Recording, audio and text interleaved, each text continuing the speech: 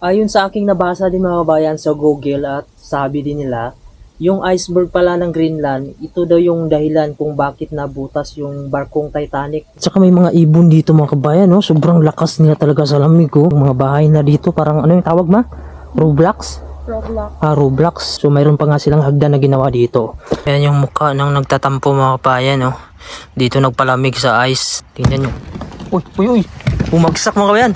Pag wala kang refrigerator, freezer, yan, takbo ka lang dito. Lagay mo lang sa iceberg yung binili mo na mga gatas, karne, manok.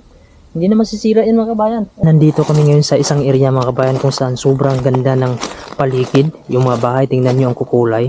Iikot ko yung camera mga kabayan, makikita nyo dito yung ganda mga kabayan ng view dito sa ibaba. So nandito kami sa gilid ng dagat. Ayan, tingnan nyo sa likod natin, di ba? Mayroong mga iceberg mga kabayan, no? Yan yung iceberg dito sa Greenland. Nagkalat sa dito dahil sa panahon ng summer kasi yung mga iceberg kasi sa gitnang bagay ng Greenland, bumibitak kasi yan pag hindi sa sobrang lamig. Kaya yun, napapadpad siya. So, hanggang napunta dito pagka may hangin kasi mga bayan at maalon. So yan yung iceberg sa likod natin. Hindi pa yan ganyan karami, sa susunod na dami pa yan dito. Ngayon papakita ko sa inyo dito ng malapitan yung iceberg na yan mga kabayan. Yung mga bahay sa likod natin, no? Parang mga walang Roblox ba yan? So yan yung mga iceberg dito mga kabayan, no? Ang dami. Ayan, no? Tatlong malaki dito. Lapitan natin. Mayroon dun sa baba, oh. Ayan, punta natin. Nandun yung asawa ko. Kasi nauna siya, excited siya, eh. Ito yung first time niya kasi makita ng iceberg. Pakita ko sa inyo ng malapitan itong iceberg na to. Para may idea din kayo mga kabayan, ha. Kasi dati na bibidyo lang natin, hindi masyadong malapit. So ipakita ko sa inyo itong iceberg na to. Ayan. Para ma-idea kayo kung anong itsura nitong iceberg sa malapitan. So ito yung view dito natin, no. Low tide kasi ngayon, kaya yung iceberg na nanggaling kasi ito sa mga kabayan, yung parang ice sheet kung saan nanggaling talaga yung iceberg, dinadala sa dito. Ayan. So ito ang ice mga kabayan. So hindi to kukuha mga kabayan, snow ha, kundi ice talaga yan, no. Ayan, oh, parang bato yan mga kabayan, ha. Oh, parang bato yan. So tingnan natin ito. Ito mas malaki pa to. Titingnan natin kung malambot siya. Kasi yung ice mga kabayan, yung iceberg, talagang matigas talaga yan siya. Yan o. Yan o yung ilalim. Tingnan nyo yung ilalim. Nagbu-blue siya. Blue na, sky blue na parang may green. May tali pa dito. Ayan, tingnan natin sa malapitan ito. Yan, ito yung iceberg. Yan. So ito, mahawakan natin siya mga kabayan. Ipakita ko sa inyo kung gaano katigas ito. Ayan, matigas. Yan, sobrang tigas mga kabayan, oh. Iceberg. Yan, ito yung iceberg dito. Ito nanggaling pa ito mga kabayan sa kung saan malapit yung ice sheet na sinasabi, kung saan nagpo-produce ng mga ice dito sa Greenland. Pero hindi ito dito malapit sa Nok. Dito lang napadpad lang ito sa, kasi itong mga iceberg kasi gumagalaw kasi ito sila. Dinadala din ito sila ng tubig, hangin, kung saan sila mapunta. Dahil ito nababasag ito kasi may area dito sa Greenland na nababasag yung mga ice paunti-unti. Tapos dinadala sila ng mga tubig, itong dagat na to, sa hangin. Ayan. Sa likod natin meron pa nun, oh. Nandun yung asawa ko. So pupunta natin, ang ganda din ng mga iceberg to, no, sa unahan. Ito pala yung ilalim ng kuha nila mga kabayan, oh. Ayan, yung ilalim ng dagat nila. Ayan, oh. Parang ito yung kinakain ng mga isda. Ayan.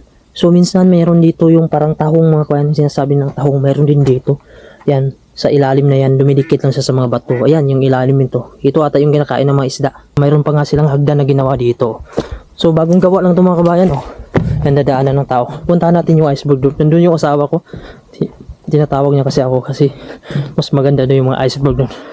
Napunta doon, no, na parang napaka-imposible na napunta yung iceberg doon sa gilid, na nandito lang naman yun sa dagat. Dahil nga ay low tide, nung kinampas niya sa ng hangin dito, tsaka tubig, tapos nag low tide. Kasi yung iceberg kasi, yung lumulutang niyan, parang 20% lang eh. Yung 80% niya nakalubog dahil nga medyo mabigat talaga yung ice na yan. Yung bandang ibaba niyan, 80% yung nakalubog yan. So ito yun, mga bato-bato lang talaga mga kabayan, no? Wala talagang tutubo ng mga damo nito dahil nga mabato. So yan yung iceberg dito na napunta sa gilid. So ang ganda ng forma, oh. Talagang ang puti, sobrang puti yung iceberg dito. Ayun, yung asawa ko kanina pa siya dyan nagpicture-picture. Ito nga yung first time niya kasi na makakita ng iceberg. Simula nung dumating siya dito, snow nakakita siya, pero itong iceberg, hindi kasi ito snow. Galing talaga ito sa gitnang bahagi ng Greenland. Nagpo-produce ng mga ice. Ito ay matanda na ito mga kabayan ng mga iceberg. Ilang taon na din ito. Mas matanda pa ata to sa lulo mo. Sa lulo ng lulo mo. Ayan o. Ito na, napunta dito. Kaya naiwan siya nung nag-low tide. Yan. Talagang ice yan na tunay mga kabayan. Hindi yan gawa ng tao. Yan, gawa ng Diyos talaga yan. Ang natural na ice. Yan. Pwede ka maghalo-halo yan. Hindi yan maalat mga kabayan. Dahil presko yung iceberg na yan. Mayroong mahaba dito na kuno. So yan. Yan yung ice. Ang ganda. Sobrang ganda, di ba? Yan. Okay na ma? Presko? Pwede magpatong di ma? Hindi. Subukan natin dito pumatong no. Ayan. Baka madulas. Wow. Whoop! Yan. Ito yung ice ngayon mga kabayan no. Baka mabasag eh. Mabasag to. Hulog tayo dyan no. Ayan. Ayan yung iceberg dito. Yan. Pinaglalaruan lang yung ice dito mga kabayan, no? Yan, no? Ang dami doon sa likod natin.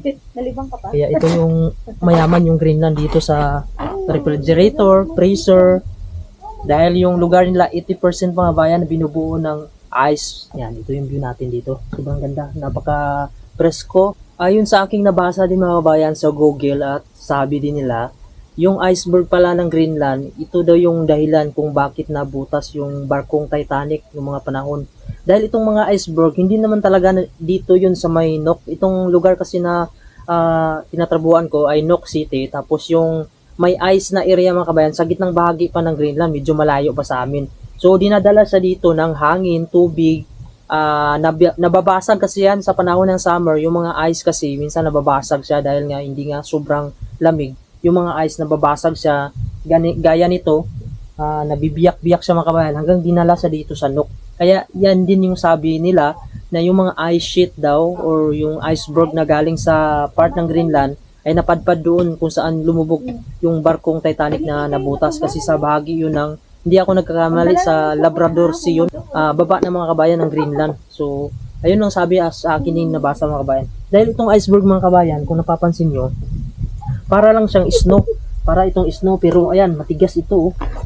Ayan, para siyang snow. Pero pagka, matigas talaga. Ang ilalim pala nito ay 80% yung nakabaon sa tubig. Tapos yung sa baba, sa taas, 20% lang.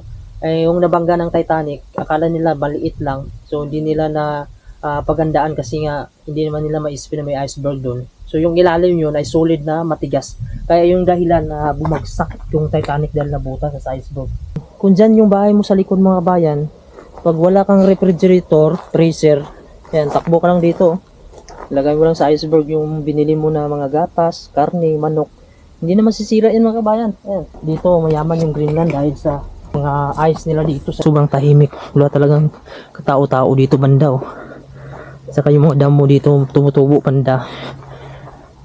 Ayan, wala siyang puno.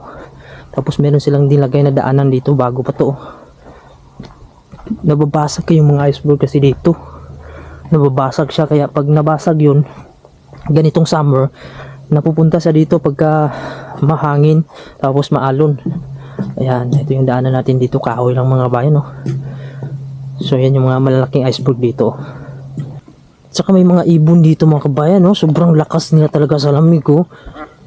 Maganda sana kung gawin yung mga balahibo niya ng jacket, no? O ganyan yung balat natin mga kabayan, no? Talagang nakakatagal sila sa lamig, nakadesign talaga sila dito. Ayan, oh. Ganda na paligid natin yung mga iceberg, oh.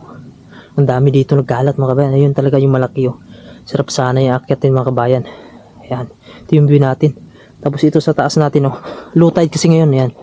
So yun mga kabayan, hanggang dito na lang yung aking video. Maraming salamat po sa panonood. Huwag niyo naman po kalimutan i-subscribe yung ating YouTube channel. Pindutin niyo na din yung bell notification para updated kayo kung may bago tayong mga video. Maraming salamat. Pinoy in Greenland nga pala. God bless you all po.